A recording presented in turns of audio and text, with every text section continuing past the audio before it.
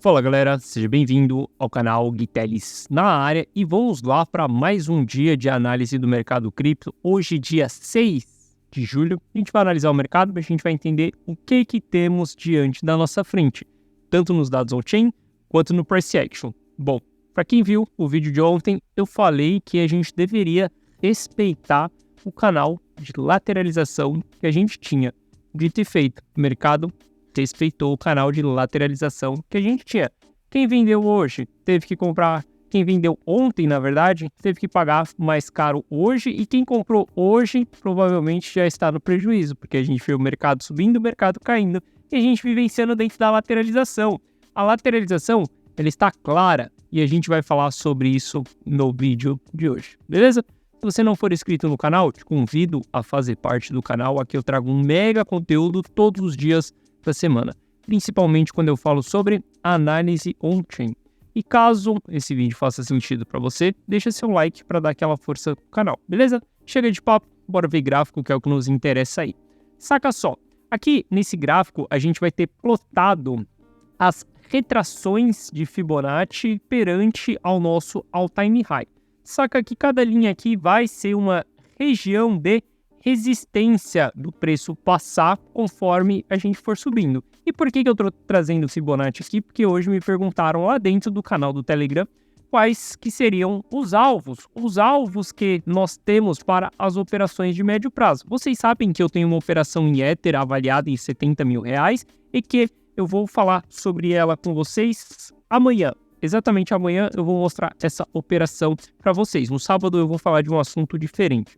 Mas quando a gente olha para o Bitcoin, a gente pode entender os alvos que a gente tem aí pela frente também. E os nossos alvos são exatamente Fibonacci. Se a gente olhar o que aconteceu no ciclo, a gente caiu ali do nosso all-time high e exatamente em março a gente fez uma recuperação dentro de 0,618 de Fibonacci. A gente se recuperou, a gente já sentiu essa região aqui como suporte, a gente já considera que ganhamos essa zona. Lembre-se que Fibonacci vai ser tipo o jogo de futebol americano. Não sei se você sabe, mas como funciona o futebol americano, é um jogo de conquista de território. Exatamente esse é o objetivo do jogo, você ir conquistando o território do seu oponente.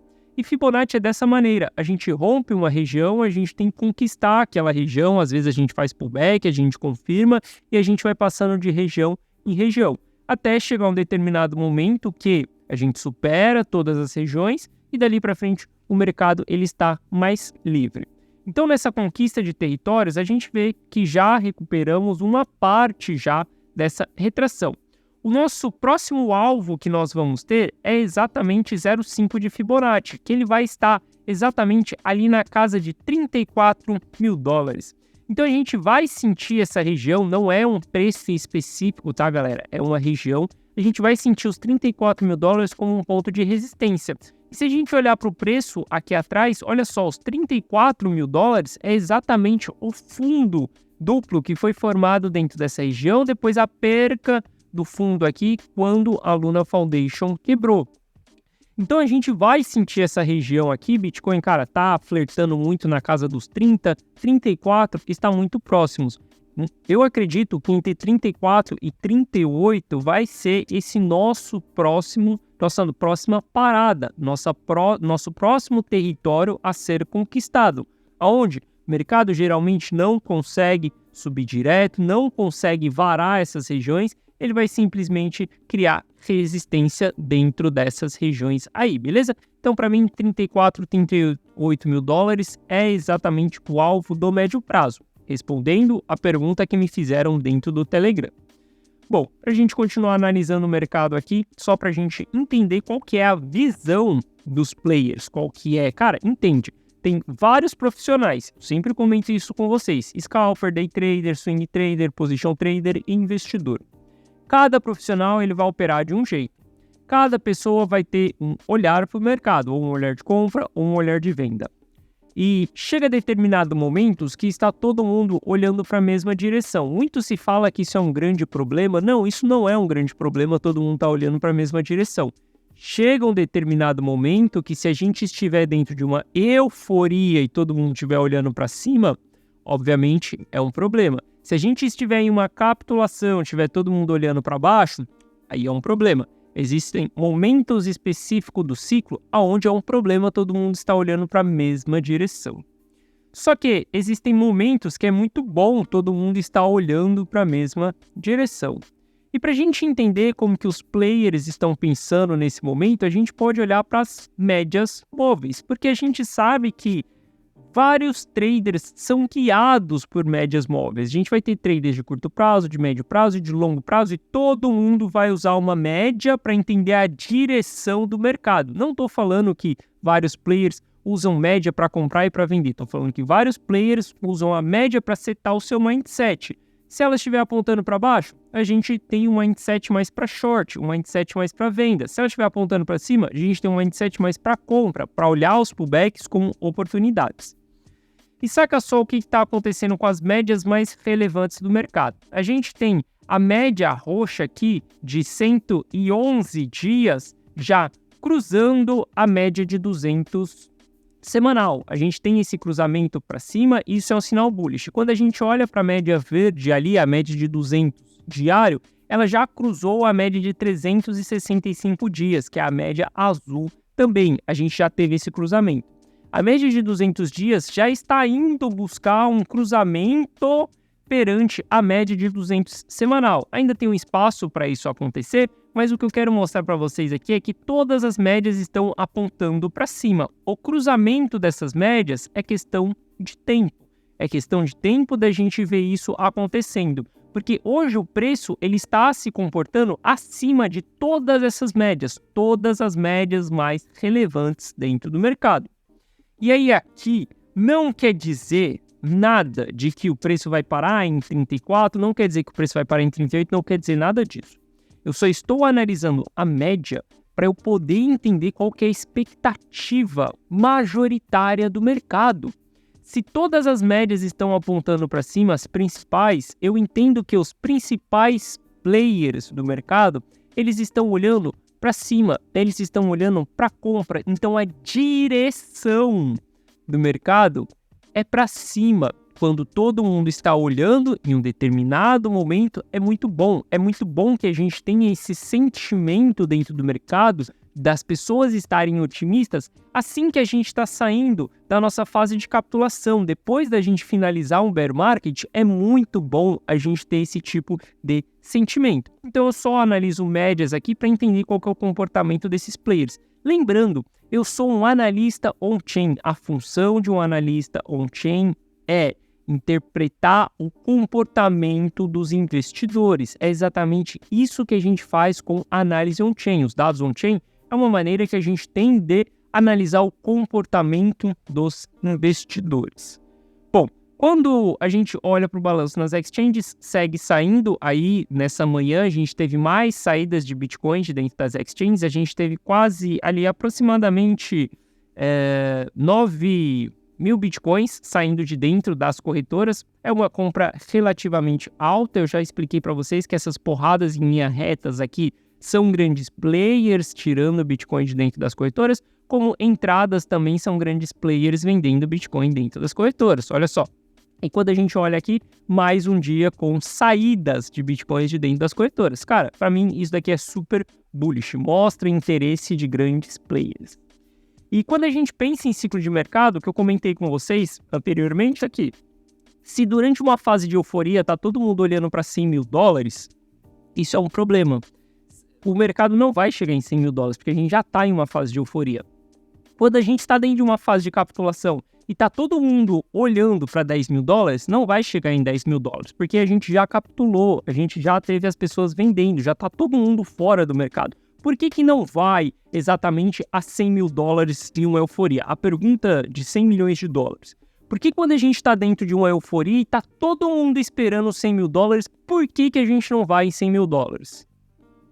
Porque já está todo mundo comprado. Não tem mais ninguém para comprar. Se está todo mundo dentro do mercado esperando 100 mil dólares, quem é que vai comprar para jogar o preço para 100 mil dólares? Como quando a gente está vivenciando uma capitulação e tá todo mundo esperando os 10 mil dólares, quem que é que vai vender para a gente chegar nos 10 mil dólares? É exatamente por isso que nesses momentos, quando está todo mundo olhando para a mesma direção, a gente tem exaustão das suas pontas, tanto na ponta compradora quanto na ponta vendedora. Ao longo do ciclo é completamente diferente, porque quando todo mundo está olhando que o mercado está indo para cima, a gente ainda está aportando, a gente ainda está comprando, não estamos em euforia. O que significa uma euforia? Uma euforia significa quando a gente tem ali maior parte do supply em lucro, quando a gente tem 90, 95, 99, 100% do supply com lucro dentro do mercado. Quando que a gente vivencia uma capitulação? Quando a gente entra em regiões onde 50% dos investidores estão no prejuízo. E a gente vai descer 50%, 55%, 60%, 70% dos investidores no prejuízo. Então, exatamente nesses extremos, a gente não consegue esticar mais a movimentação. Só que entre esses extremos, em uma fase de esperança, uma fase de otimismo, a gente consegue sim com que todo mundo esteja olhando para a mesma direção e que o mercado ele ainda tenha combustível para ir para aquela direção. Beleza? Então, quando a gente olha, estamos longe de uma fase eufórica. Então, até que a gente chegue em uma fase eufórica, é muito bom que a gente tenha o sentimento de ganância dentro do mercado. Muitas pessoas falam por aí que sentimento de ganância é momento de vender e sentimento de medo é momento de comprar. Depende de que fase do ciclo você está. A ganância, nesse momento que nós estamos, ela vai ser muito boa, ela vai ser muito positiva. Só que a ganância na fase de euforia, ela vai ser péssima. E com a gente olhando para a capitulação, a gente pode entender da mesma maneira, beleza? Esse daqui é exatamente o NUPL, do Long Term Holder, do investidor de longo prazo, e a gente sabe que esses caras é quem ditam o ciclo do mercado. E quando a gente olha para o mercado, quando a gente olha para o preço do Bitcoin, o único ativo no mundo que a gente consegue ter esse tipo de análise, essa análise de comportamento humano, para a gente entender se o preço do ativo está caro, se as pessoas estão no lucro, se as pessoas estão no prejuízo. Desde quando eu entrei nesse mercado, eu comecei a entender que a gente não precisa escrever em pedra, a gente não precisa montar uma única carteira, a gente não precisa simplesmente fazer uma única decisão, a gente não precisa ter um gráfico ou um setup bala de prata. Não existe isso, galera. Desculpa. Não vai existir o indicador que vai te mostrar aonde você compra, aonde você vende. Não vai existir o setup perfeito com 100% de precisão. Não existe nada disso dentro do mercado. Eu entendi desde o começo que a gente deve adotar estratégias em cada fase do ciclo. Olha só, eu comentei com você que tem fase de ganância, fase eufórica, tem fase de capitulação. Dentro de cada fase, a gente deve ter uma estratégia diferente, um comportamento de investidor diferente. A gente não precisa ser somente o day trader, a gente não precisa ser somente o position trader, a gente não precisa ser somente o holder. Por exemplo, estratégia de DCA, na hora que a gente está iniciando um bear market, é tiro no pé. Eu chamo isso de DCA da morte. Não se faz DCA quando a gente está iniciando um bear market. A melhor estratégia que você faz é ficar fora do mercado. Simplesmente isso. Estratégias de DCA é para fases específicas do ciclo. Como compras mais agressivas dentro do mercado, compras mais pesadas, a gente faz elas dentro de fase de capitulação. E, obviamente, a gente tem as fases de distribuição, a gente tem as fases de oportunidade, a gente tem várias fases dentro do mercado. E é exatamente isso daqui que eu quero mostrar para vocês. Se a gente olhar para essas linhas aqui, essas linhas são exatamente o MVRV, Market Value, Realized Value, só traduzido de uma maneira diferente. Só para ver se vocês conseguem captar a mensagem de uma maneira melhor.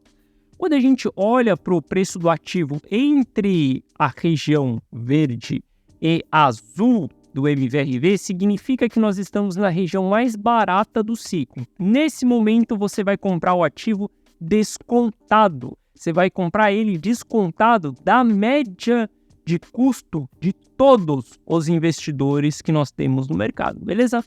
Dentro dessa fase aqui, ó, foi exatamente aonde eu montei uma carteira, onde eu comprei ativos e a carteira de dentro da comunidade on-chain. Todas as compras foram feitas dentro dessa fase. Só que os dias vão passando, o ano vai rolando, a gente continua trabalhando e a gente sempre continua ganhando dinheiro. A gente continua fazendo dinheiro, né? Ganhando dinheiro, dinheiro não se ganha, dinheiro se faz. A gente continua fazendo dinheiro. E eu aportei dentro dessa região desde o ano passado, desde julho do ano passado, eu venho comprando dentro dessa região e montei uma carteira para exatamente a galera da comunidade on-chain. E por decisão, não aportei mais dentro dessa carteira, porque o objetivo dessa carteira era construir ela dentro da fase de capitulação. Só que a gente ainda está abaixo da linha amarela aqui do MVRV, que é exatamente um múltiplo de 2.4. Quando a gente está entre essa faixa aqui desse múltiplo de 2.4, a gente ainda não construiu uma bull run. Mas quando a gente está entre essas duas linhas aqui, a gente está no pé do nosso bull market, a gente está revertendo o ciclo e a gente está subindo. Só que dentro dessa fase aqui, entre a fase verde e a fase amarela, é uma fase onde a gente pode continuar aportando dentro do mercado, onde a gente continuar fazendo compras, não compras agressivas, como dentro da fase verde e da fase azul, compras mais leves dentro do mercado. Aqui é a hora de você aplicar uma estratégia de DCA, com gerenciamento de risco, porque dentro de uma fase dessa daqui, cara, a gente pode puxar até o ciclo anterior aqui, ó, de 2016. Dentro dessa fase aqui, antes da gente romper essa linha amarela, nos dá uma oportunidade da gente aumentando aos poucos a quantidade de ativos que a gente tem. Estratégia DCA nada mais é uma estratégia dentro de uma janela de oportunidade aonde a gente consegue comprar o ativo sem que a gente tenha muita valorização ou desvalorização daquele ativo e a gente vai simplesmente aumentando a quantidade do ativo que a gente tem na mão. Saca só, a gente pode simplesmente comprar 0,1 Bitcoin lá no fundo do mercado e você pagar $15 mil. Só que quando a gente fala em euforia, se você construir uma carteira aonde você, cara, cada mês ali você está comprando 0,1 Bitcoins, você compra durante 10 meses e aí você completa 1 Bitcoin na sua carteira e depois desses 10 meses você olha e você vê que o custo médio dele, por exemplo, é 30, 40 mil dólares, vamos supor, vou chutar até alto, 40 mil dólares, cara, muito mais vale no topo do mercado você ter esse 1 Bitcoin inteiro a 40 mil dólares do que você ter somente 0,1 Bitcoin a 15 mil dólares. Ou seja, a gente consegue adotar estratégias diferentes para cada momento do ciclo. E exatamente, eu montei uma carteira para a comunidade on-chain, a galera tem acesso a essa carteira. Nesse momento eu estou montando uma outra carteira, a carteira rumo ao milhão. Então, uma carteira que eu vou usar exatamente essa estratégia que eu estou falando para vocês, estratégia de DCA dentro dessa fase, entre a fase verde e a fase amarela, com gerenciamento de risco e com rebalanceamento dessa carteira. Se você quiser ter acesso dessa carteira, na descrição tem um link. Só clicar nele que você vai cair numa página que eu te explico como que funciona esse gerenciamento e como que você faz para ter acesso. Mas você vai ter acesso a uma plataforma onde tem planilhas, onde todas as segundas-feiras eu estou fazendo aporte, fazendo análise dos ativos e simplesmente mostrando as minhas próprias compras dentro dessa carteira. É uma carteira minha, tá? E eu não tenho só essa carteira. Eu tenho a carteira da comunidade on-chain, eu tenho as carteiras dos meus mentorados, eu tenho as carteiras pessoais também, tem essa carteira de médio prazo, longo prazo, que é uma carteira onde vai ser montado um DCA no médio prazo e o objetivo é coletar o lucro no longo prazo, beleza? Então eu tenho várias carteiras. A gente pode adotar várias estratégias ao mesmo tempo dentro do mercado. E saca só, a estratégia que eu usei para a comunidade on-chain, ela é baseada em cima desse indicador. E esse indicador aqui, ele foi construído por mim, tá? E ele tem exatamente um nome que eu homenageei um amigo meu, que é um cara de dentro da comunidade on-chain e que me deu a ideia para poder criar esse indicador aqui. Porque uma vez ele me perguntou como que eu fazia para tomar as decisões de compra e se eu poderia montar uma planilha com os gráficos e os valores que eu usava para poder tomar essa decisão de compra. E de tudo isso daí, eu resolvi construir um indicador, eu construí um gráfico mesmo aqui, onde me mostrava essas fases, onde eu vou comprando e onde eu vou vendendo. Fase verde eu vou vendendo, fase vermelha eu vou comprando. E a carteira da comunidade on-chain, ela está muito pautada em cima desse gráfico. Quando eu construí esse gráfico aqui, a gente ainda não havia chego dentro dessa fase de capitulação aqui que foi iniciada. Então, a estratégia da comunidade on-chain, da carteira da comunidade on-chain, que é de longo prazo, é onde eu comprei dentro da fase vermelha e eu vou vender dentro das fases verdes que eu tenho no mercado. Veja que até em 2019 eu tive sinais de venda ali no topo que nós tivemos, beleza? Então, cada carteira, uma estratégia diferente. A carteira rumo ao milhão, a estratégia é completamente outra. Não tem nada a ver com esse indicador aqui, tem simplesmente outros indicadores que eu uso.